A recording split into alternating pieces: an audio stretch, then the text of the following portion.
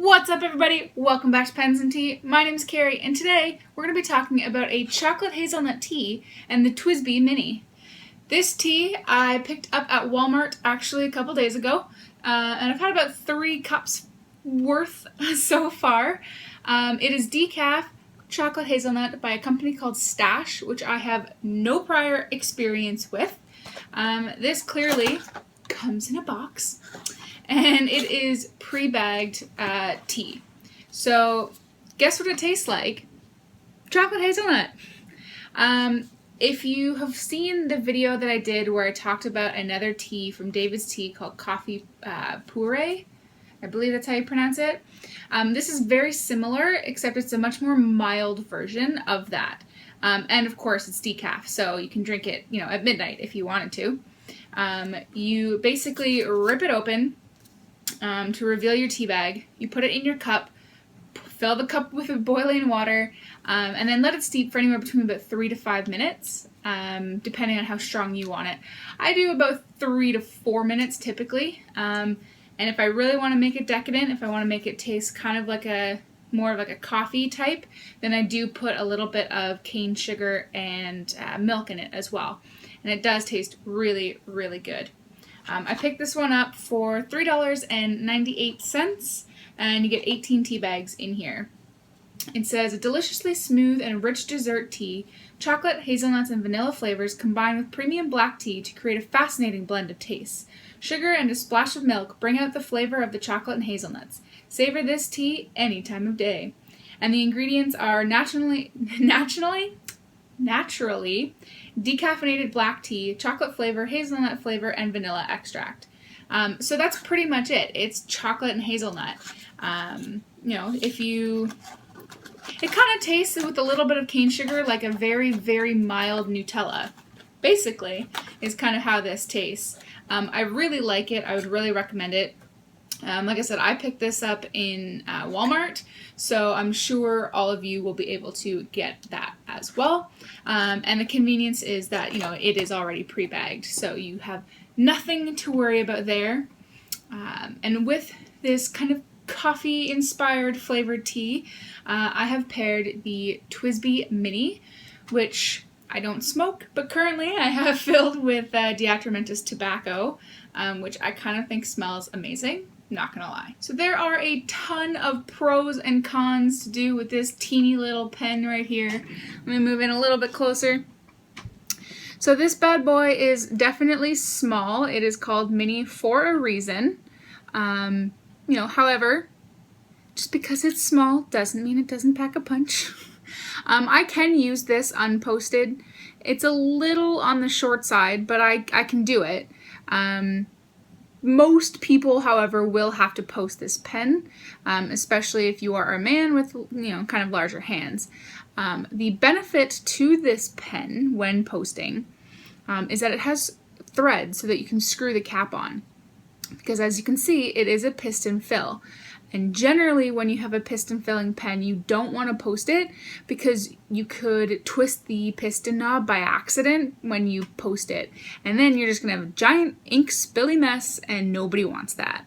So with this guy, TWSBI has actually thought something very cool, and they've made it so that you can twist the cap on with threads so that it becomes fully functional, long enough, heavy enough, balanced enough. It's ever so slightly back-weighted, but it's not really too bad. Especially if you have larger hands, you're not going to notice that at all anyway. But this way you can post securely without being afraid of turning that piston knob and causing an inky mess. So have no fear about its size. Convenient thing about its size, though, is definitely that you can kind of carry it in your pocket. You can pretty much put it wherever you want. And it's gonna fit, so that's kind of cool. So despite its small size, it does still have a average size grip section, so you're going to be able to hold the pen quite nicely without having to back your hands over the threads. If you decide you need to, or you just do anyways, the threading, you cannot feel it really at all, even when I put my finger over it like this.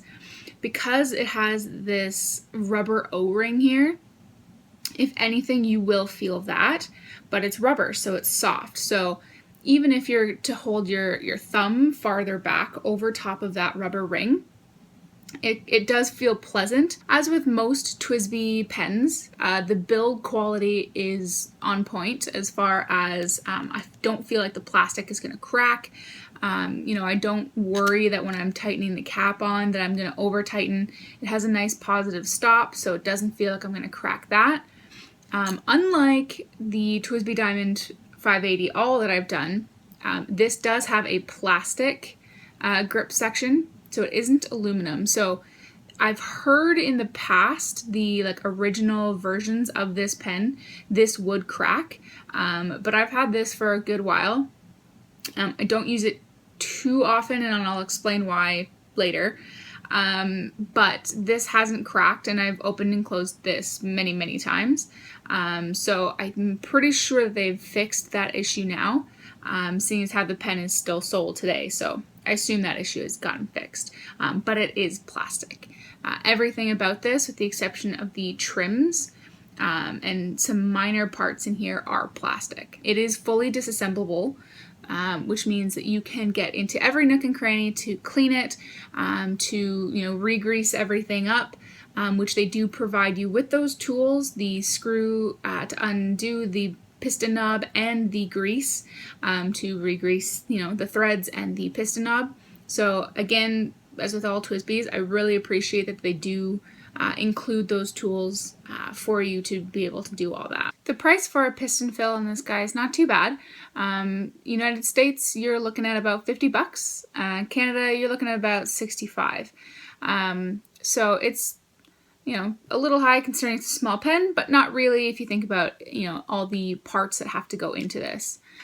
So most of TWSBI's pens I think is a relatively cheap price for a piston fill. They kind of corner that market.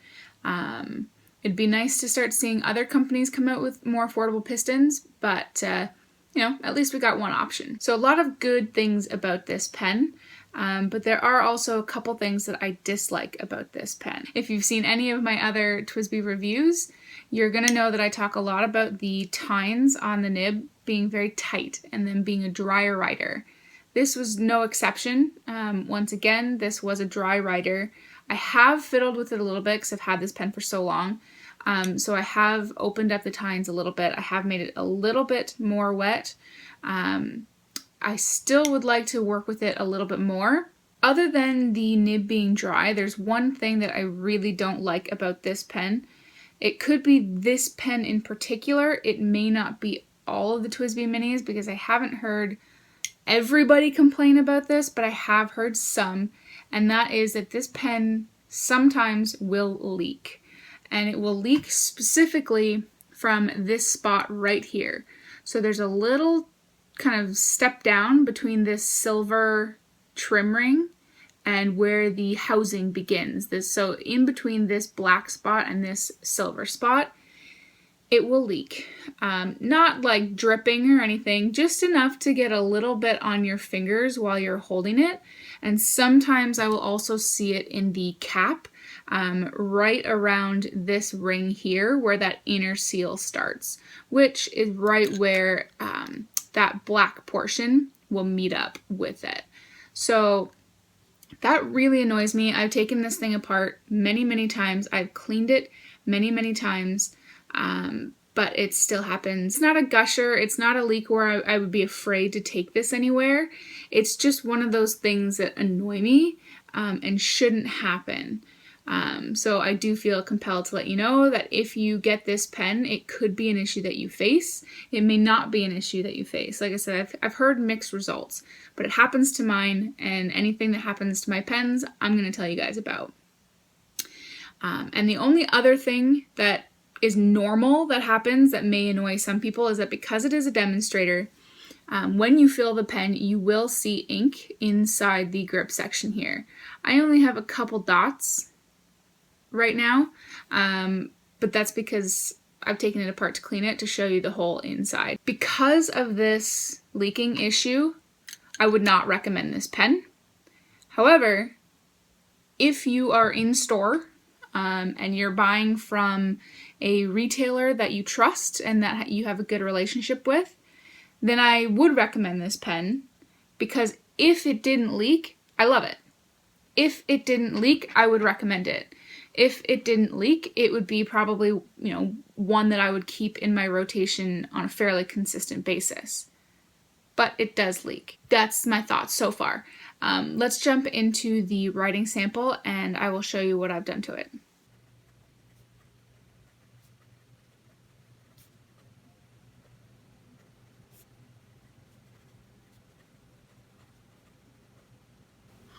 Alright, so just a reminder here, the ink is Diatramentis Tobacco, and the nib, by the way, is a medium nib. Any TWSBI pen that you get, they're all very stiff nibs.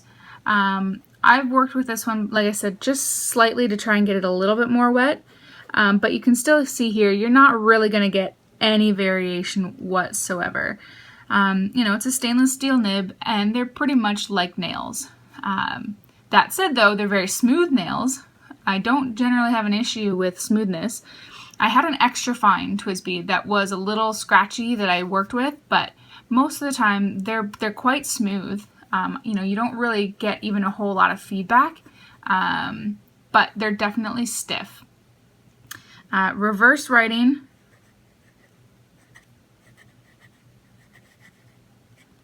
You can, but it starts to dry out towards the end. The whole thing is really dry, and it is slightly scratchy, but push comes to shove, if you absolutely needed to write a few words, you definitely could do that. Like I said, this nib is a little bit dry, so I still want to work with it a little bit more.